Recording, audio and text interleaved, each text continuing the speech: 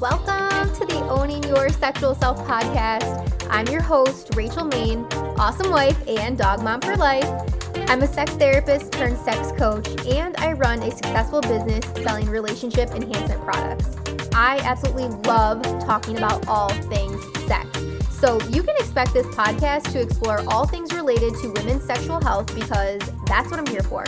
I'm here to help you discover and embrace what brings you pleasure so that you can own your sexual self. If that sounds good to you, then keep listening and let's fucking do this. Elise, welcome to the Owning Your Sexual Self podcast. I am so pumped to have you all the way from Mexico, I just learned. That is amazing. Thank you again for coming on today. Yeah, absolutely. Super happy to be here. Yes, me too. And I don't know how I found you on Instagram. This is most of my guests. I'm like, the wonderful world of Instagram. Some, I go down these rabbit holes late at night on my phone when I'm laying in bed, but then I come across these amazing people like yourself. And immediately I was attracted to your content because you do a lot of reels and I just consume that information so easily because it's just short little bits of information. So we'll make sure to plug your Instagram throughout this episode too so people can go back and find you. But in whole, you are a men's mental health coach. So tell us, how did you get started in this type of work? Absolutely. So yes, as you said, I'm a men's mental health coach, and I originally started off trying to be a women's coach, but I was posting video content on LinkedIn when I first started my business, and only men reached out to me.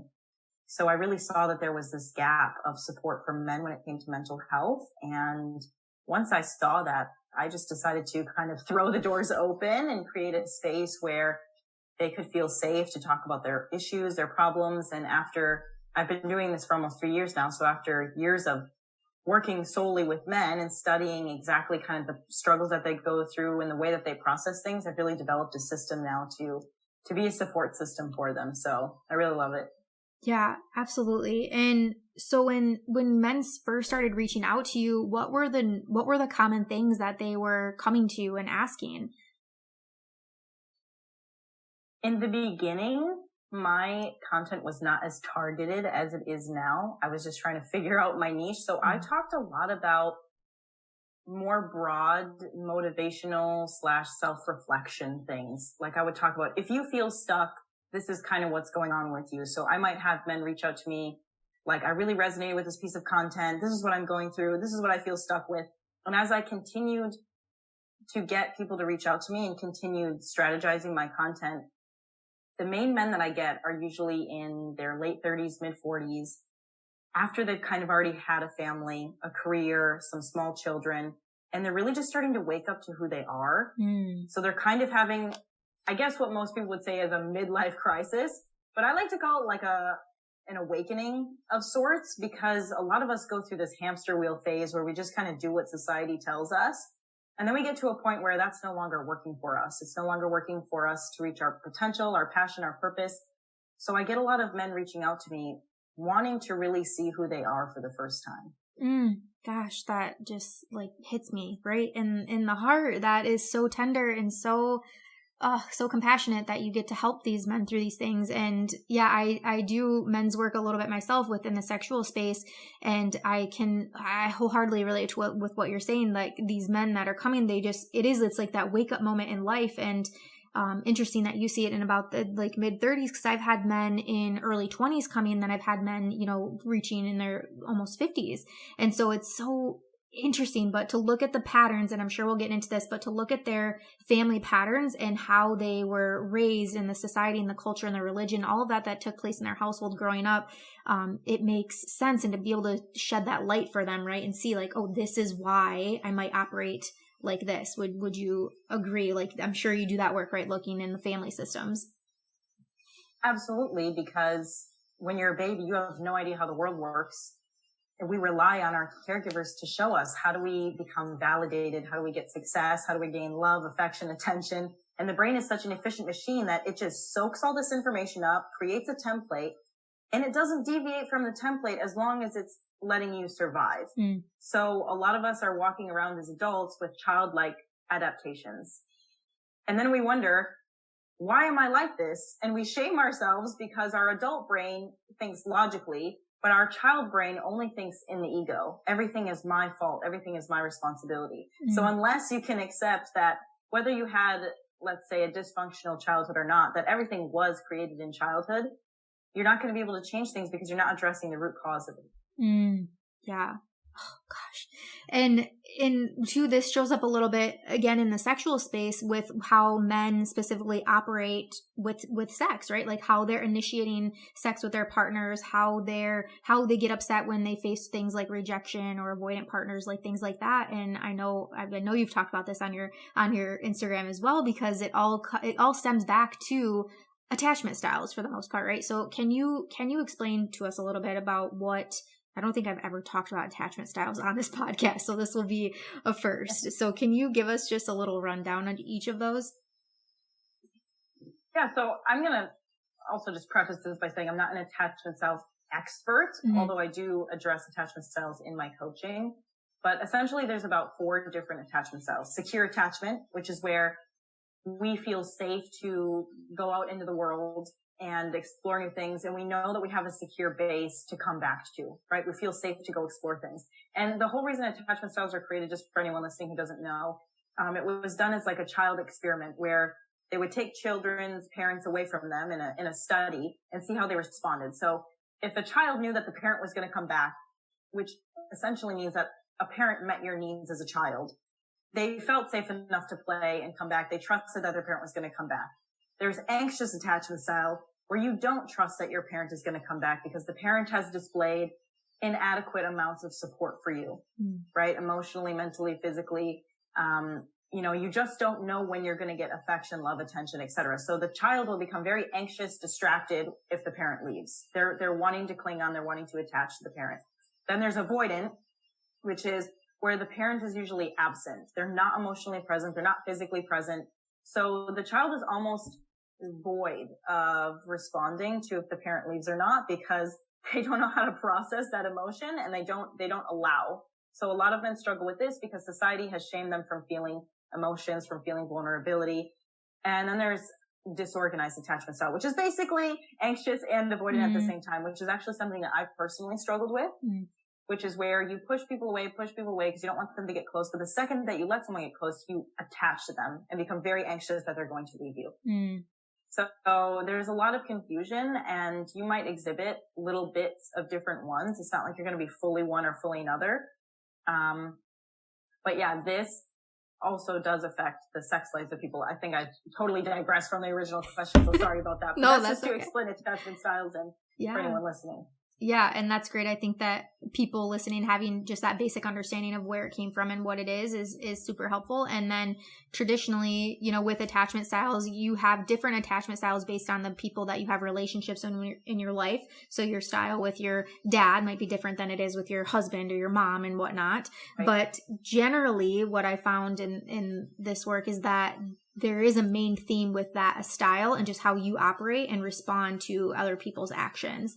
And so if you think about, so men coming to do this work, can you tell me some common things that come up for men that, let's say if they didn't have this, like a strong father figure in their life, if they didn't have a dad present, or dad even was like working a lot, and so they didn't really have that, so then most of the time were spent with mom, how might that show up in their now adult relationships? So there's never a one size fits all, but that actually is a common theme with a lot of my clients, where just not a present father or a very emotive father, and spending a lot of time with mom. And usually if a person has a father or mother wound, they're going to have a different parent wound as well, because one doesn't go without the other, right? So men who have an absence of a father, they'll do one of two things. They'll either grow up to kind of be, I don't want to say they grow up to be like the nice guy to women, because they only had their mom, and as awesome as the mom can be, she cannot also be a father. So she has to take on both the nurturer and the disciplinarian, which can confuse the child about who he is as a man and who he should be as like a lover versus to a mom. Because she's now subconsciously having him become the man of the house, which, it really blurs the lines between what is a child's responsibilities and roles versus what is a husband's responsibilities and roles versus what is a son's responsibilities and roles, because parents will also treat sons and daughters differently. And so men with that situation might grow up really trying to people please women, not asking for their needs, not setting strong boundaries, not really having a clear purpose, passion, or goal. Or, you know, depending on the relationship they did have with their father, if they're very angry or bitter, they will grow up trying to be so super successful and develop the avoidant attachment style where they do not allow any women to come close to them or men. And it's just kind of like using work as a validation tool to supplement the emotional validation that they never got. Yeah. And would you say that it's the same if it's reversed, like if mom wasn't present and they were primarily with dad growing up? Do you think that it's a similar theme, or how does that look any different? It is a similar thing, specifically because men are taught in society to just shove all of their emotions down. So you have generations of men who don't feel, and then if that's the only example that you have as a parent raising you and he's not being emotive, right, and you don't have a mother figure, you're just going to adopt that. You know, your dad could be a great dad, but if he's not vulnerable with you, if he doesn't express love or care or concern, how are you going to be able to identify that that's safe from someone else? Because that emotionlessness is all you've ever known. So you are going to avoid strong emotions, which is what a lot of women are, very powerful emotional beings, right? You're going to avoid that like the plague. So you will attract, usually, another emotionalist or masculine female type who, and this is usually where like toxic relationships kind of get in the mix, because you're not feeling like you're standing in your power, or you're just pushing every woman away and kind of taking on the typical kind of like playboy personality. Yeah. Gosh, so many aha moments already. We're only like 10 minutes in, so this is so wonderful. I mean, like I said, this isn't like straight science facts. I don't want anyone to latch on to this and be like, oh my God, this was me and I'm not like this, or oh my God, this is me and I am like this and there's something wrong with me. You know, I don't want to make problems out of problems, but these are just some patterns that we see in coaching or in therapy, and you can really just start to understand your own situation better by observing the patterns. Yeah, absolutely. Thank you for saying that. And, you know, personally, when going through therapy, I was experiencing, you know, anxiousness mid 20s, 30s, really up until recent. And I remember going to therapy for the first time and I'm like, I don't know why I'm anxious, right? And so you start to dig deep. It's like, well, no fucking wonder, Rachel, like you've experienced this trauma and this trauma. And I never looked at these things that were coming up for me as traumas, you know. It was just, that was my life. Like, that's just what happened. And I have a master's degree in social work, for crying out loud. Like, you would think that I would have recognized that within myself, you know, going through education and stuff. So anyways. I love that you said that though, because so many of us just see the lives that we grew up with as normal because that's what we're used to. But just because it's normal doesn't mean it's right. Yeah. And I think that's what a lot of us need to understand is just because you're used to it, just because it's normal doesn't mean it's not valid to look back at it and say, this wasn't right, because I went through the same experience up until I was like 25. I was like, it wasn't that bad. It was great. I had a great childhood. And then I woke up. Yeah. And then I realized, and I was like, oh my God, some of this stuff really wasn't normal. Yeah. It really kind of fucked me up. And now here I am, almost 30, and you're like, I gotta unprocess all this. And it's hard. It can be really, really hard. But once you do it, you feel so much better because you're awake. Yeah, absolutely.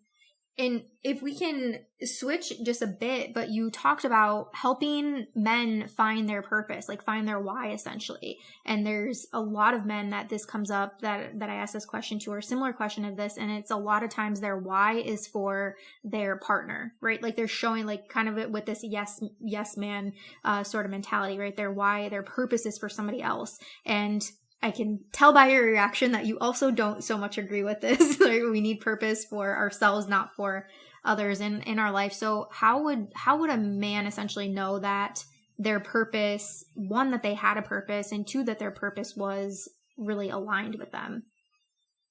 Absolutely. So I love that you brought that up, because no one wants the burden of being someone's why, because they did not ask for that. And you are so precariously placing your happiness, your success, dependent on another human being, which is the most unpredictable source in the universe, right? So like, why would you do that to yourself, first of all? And why would you do that to your partner? So I think it's just an easy cop out for people. And it's usually something that stems from childhood that they've seen, like, oh, your family should be your why, should be a reason. It can be a component of your why. It can be a support system of your why. But your why, your purpose has to come internally, not externally. Which means it can change and it can grow and it can smallen without that having an impact on how you feel about yourself and your happiness and your success, because you have the power, like you are in charge at that point. The second that you place your purpose on an external thing, getting done or succeeding, you've given away your power. So the whole pathway to helping men find their purpose and their passion is essentially just igniting in them that it doesn't matter about the thing that we land on.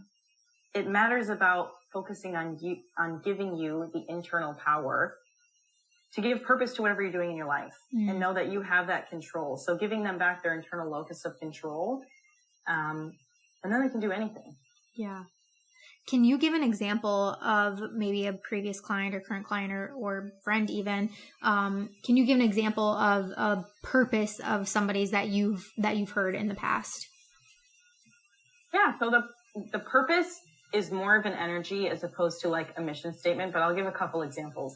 So I had this one older client come in. He was like in his 60s, and in his first couple of sessions, he was like, just had this feeling of sadness, and like he'd like given up. He had this business, was worth like $4 million with a partner, and he's like, yeah, I don't know.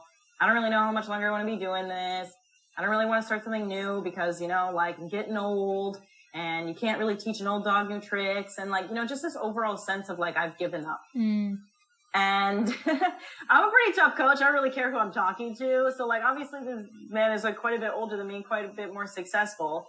And, when you point that out to them and start to guide them down this path, he ended up creating an entirely new business along with this one, valued at adding another 5 million onto it. And like, the reason why we lack sometimes the purpose is not because of what we're doing. It's because of what we're not doing. We're not giving ourselves joy back. We're not filling our cup. We're just pouring from an empty cup. And it's all about the thoughts and perspectives that we have about ourselves and about life. And so his narrative was, I'm getting too old. I'm giving up. I'm going to die soon. Like, these are my last years. And by implementing, doing things that he loved again, changing the narrative in his head, he created a new purpose just by doing something else, adding more to his day, and he's feeling better than he ever was simply because he changed the narrative and the perspective. I don't know if that exactly answers your question, but no, that's such a great tool for, if anything, right? Like, the words you use matter and the way that you talk about yourself matters. So as you said, that was a story that he created about himself, and that he was telling himself that this is it, I'm done. What, like, woe is me sort of mentality, right? What am I going to do now? And luckily he found you. And I love when you said you're a tough coach. I was like, yes, I can relate to that. Well, it's just really funny because I feel like your most resistant clients always become your best clients, because he even told me in the first sessions, he's like, yeah, I don't know. I'm looking at you, this like young girl, and I'm kind of thinking like, how is she going to help me? It's like, and I'm like, well, I don't know. Let's figure it out together. So it's really kind of enjoyable for me at some points to like, I don't know if I can help everyone, but I do my best, and I take them through the process that I've built over the years, and everybody sees a result if they're willing to put in the work. Keywords, right? If they're willing to put in the work, if they're willing to see it for something different. Because what I find in this work is that a lot of men, people in general, but a lot of men, they have so much resistance to this type of work, right? And of course, right, again, if we go back to how you were conditioned, of course you weren't taught to share your emotions and cry in front of your partner and share vulnerably, and I was just having this conversation with a client recently. He's like, where are you getting this from? Like, where are you getting this concept that women don't want to nag? Because this is all I've ever seen women do in my entire life. And I'm like, you're right. But again, we have to go back to how we were raised, how we were taught to share emotion. And so if you didn't receive that, if you look at your dad, your uncle, your grandpa even, right? When were you ever taught to do something different than you are doing now? And Yeah, it's luckily, again, that we have, I do feel, and I wonder if you agree, that there is a shift in this movement, like mental health awareness in general. Really, really the society shining a light on this and sharing with us that mental health does matter. And I hope that that's opening up a door for a lot more men to be able to want to do this work and to see that there is a need for this work within them. Absolutely. There's definitely a door opening, and definitely for men. There's a lot of men's coaches popping up, and there's a lot of movement for men. So it's really great because 3/4 of all suicides are men. So we definitely need things to change. Not like we want more women suicides, but we want just less suicides in general. Yeah. And for people to know that they have the ability to have a better life. Absolutely. And you mentioned that you have sort of this protocol that you've built over the years. Are you able to share just a bit about what exactly that looks like? So somebody that was wanting to do this work with you, in general, what would that look like for them? Yeah, of course. So every first encounter that I have with someone is I ask them, like essentially why you're here, like what's going wrong in your life? Tell me all the problems. And then we kind of reverse engineer. Okay, first of all, tell me all the problems and then tell me the end goal, right? Like if you had a magic wand, what would your life look like? And then we reverse engineer. Okay, I'm going to bring you back to the root cause so that you understand why your beliefs are what they are. Your beliefs inspire your actions. Your actions are how you show up in the world. It's how people perceive you. It's how you perceive yourself, right? We fix, it's like such a stupid, easy process, right?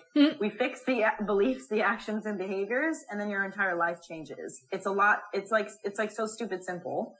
But a lot of people will pin things on like, okay, I have, an alcohol addiction, or I'm not connecting with my spouse, or my boss is a dick, or I can't hold a job. And like, those are all symptoms of the problem. They're not actually the problems. But Western society just treats the freaking symptoms all the time. And so you wonder why a new symptom crops up every year or every other year. You're still not connected to your spouse. And it's because you haven't changed the internal system. So I help men understand themselves on a mental and physiological level because I'm trauma therapy informed. So noting that your body has a physiological response, also defense mechanisms, learning how to understand that, learning how to get in touch with your own vulnerability, learning how to adjust yourself when you're, understanding your own traumas. And all these little behavior changes inside of yourself creates better relationships with parents, with spouses, at work, because it also just takes away the limiting beliefs, right? It's kind of like 6 birds with 1 stone. I love that. And then essentially you get down to, after they can kind of like hash through all of those things, then they find their purpose in life, like what they're working towards, right? Their essential why they are living and a breathing human. Right. Well, they have all the foundations for just being happy, right? For knowing that they can take on whatever challenges come their way, for knowing that they have the tools to create better relationships, to go after careers that they want. Like I said, when people come to me, they want to find purpose and passion, or they want to heal the relationship with their spouse. They're looking at healing something that is just a symptom. And in coaching, we fix just so much more than that without even focusing on it. Yeah. Right? I know. I was just having a chat with a colleague recently. I'm like, very little of the coaching, I'm a sex coach. I'm like, but very little of the coaching that I actually do is about sex, because there's so many other pieces to the puzzle that when we work on those, then the sex just happens, right? It's better. Right. Fascinating.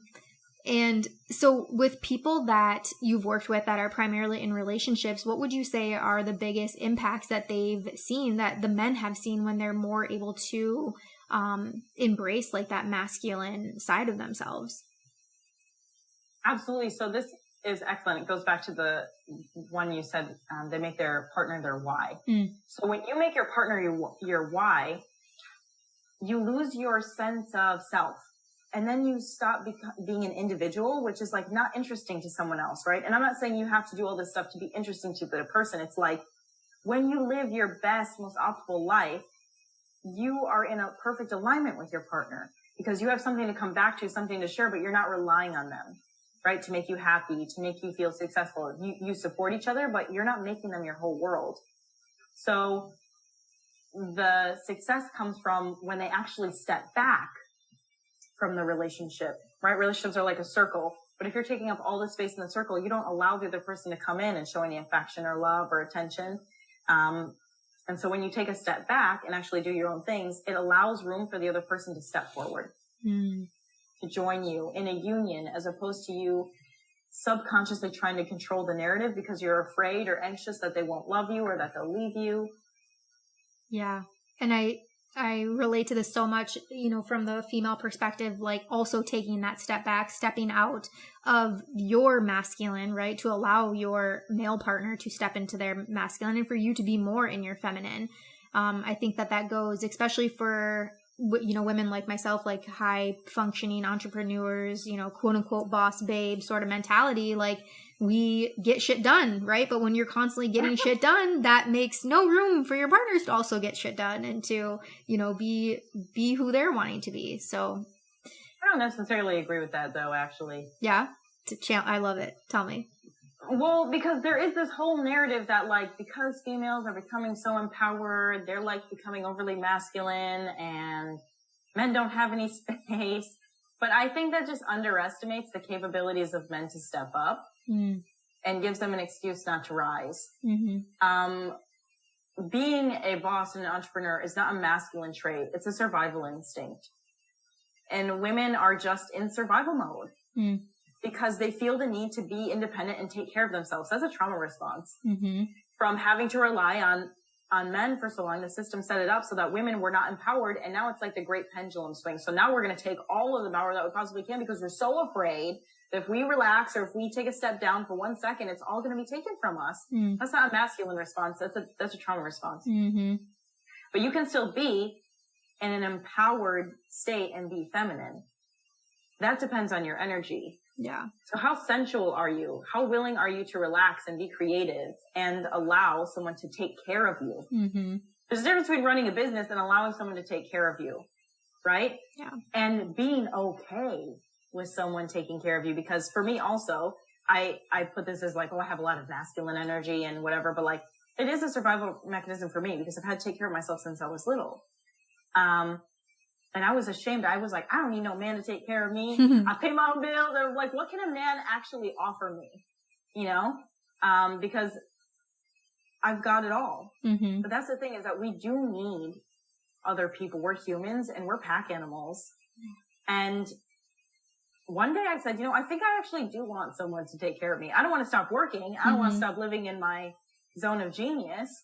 But like, what if I just said, I do want someone to take care of me? And so I told you before we got on the call that I kind of am in love with someone. And I just told them this one day. I was nervous. As hell because I was like, I'm not about to split bills and all this crap. Like, I just don't want to do it living in the States. And I told them, I was like, what about if I'm just a trophy wife? And they're like, you can't be a trophy wife. Like, you're doing all this stuff. And I'm like, no, I think I want to be taken care of. Aww. And they were just like, okay. Men want to step up and they want to provide because they're not out hunting lions anymore. And it's not about like, oh, he needs to make all the money. He needs to pay for everything for me. It's just about giving them, like you said, the control back, the ability to lead back, saying that, hey, like, I do need you. And actually I have confidence in you to step in this role. But I just wanted to kind of jump in for that because I don't want any women to think, oh, I have to give up all that I've worked for so that I can allow a man to be masculine. Because that's what my ex kind of told me essentially I should have done at the end of our relationship. He kind of blamed me for him not stepping in as masculine, but we just weren't a good match. And it's not my fault that you couldn't step in your masculine. Like, you just need to find your match, and your match will allow you to shine as brightly as possible and support you in doing so.